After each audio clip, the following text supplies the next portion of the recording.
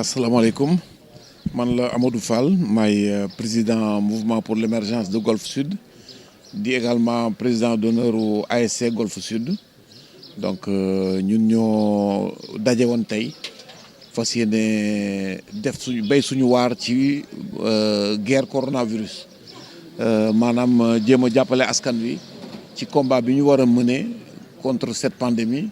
bi nga xam ne aujourd'hui daal ñun li ñu suñu objectif mooy ni ñu ko waxee rek 0 cas à Golfe Sud donc loolu pour ñu am ko nag il faut ñu sensibiliser nit ñi conscientiser leen avec les moyens le peu de moyens que nous avons également ñu mettre ko à leur disposition pour que ñu mun a effectuer les gestes barrières yi di protéger wu ci maladie bi quoi loolu daal moo waral suñu rassemblement tey bi. te barki démb ministre des sports dafa wax de ASC yi yéen vraiment avant muy woote yéen anticiper ngeen. ah oui tey loolu la nga ci wax loolu la ASC dafa war a amal njëriñ quartier bi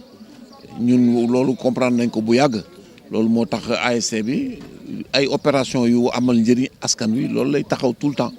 donc loolu moo tax ñu ne wàllu coronavirus bi kenn warul ci jiitu donc moo tax ñu ensemble daal ñu taxaw tey comme ni ma leen ko waxee essayer xeex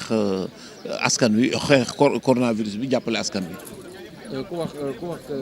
ASC wax jeunesse te tey feebar bi gis nañ fi mu toll tey ci askan bi en tant que boo xam ne ay kilifa nga ci jeunesse bi ban message ngay lancé jeunesse bi. waaw message bi ñuy lancé jeunesse bi mooy nii leen ko ministre de la santé waxee leen ko président de la république waxee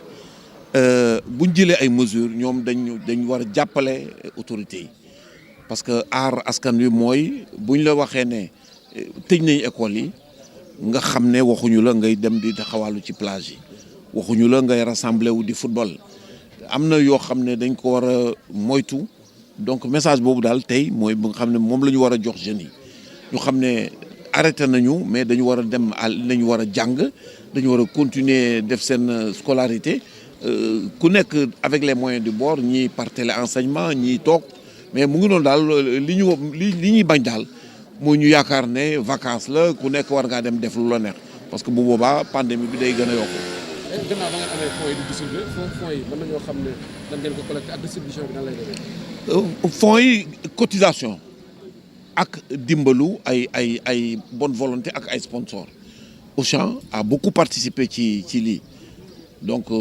essentiellement daal loolu la ñun suñu mobilisation personnelle ak ay aides yoo xam ne ça provient donc de sponsors. léegi distribution bi nan lay demee ci gox bi. bon distribution bi dañu jël objectif daal kër gu ne ñu jéem fa def dara xamuñu dana mate wala déet mais comme on a plus d'un millier de sachets yoo xam ne bu ci nekk am essayé nañ ci def savon def détergent def gel alcoolique donc mooy li nga xam ne daal moom la ñu essayé aujourd'hui en nous disant fu mu yem rek ñu xam ne foofu la suñ doole tollu ñu jéem a recapitaliser waat bu la prochaine fois ñëwaat donc loolu mooy li ñu fas yéene incha allah. waxtu bi ñuy wax ak yow feebar bi xaw na sori te ban message ngay tëjee tey moom ngay laaj population bi Guédiawaye plus particulièrement Golfe Sud. ñu bañ a nelaw parce que aujourd'hui fausse croyance yi ñu moytu ko feebar bi dafa ne na nga ni ñu def nii geste barrière yi nañu sol masque nañu moytunte parce que ku ko porté kenn xamu ko. te comme bu ñu yeewoo chaque jour ñu ne am na cas ça veut dire que des na fi 0 cas tous les jours bu ñu ko amoon loolu mooy bi nga xam ne loolu la ñu war a am comme objectif à l'heure actuelle waaw donc daal ñaaxaat xale yi ñaaxaat jeunes yi mag ñi ndaw ñi ñu moytu vraiment liñ leen sant ñu taxaw ci quoi.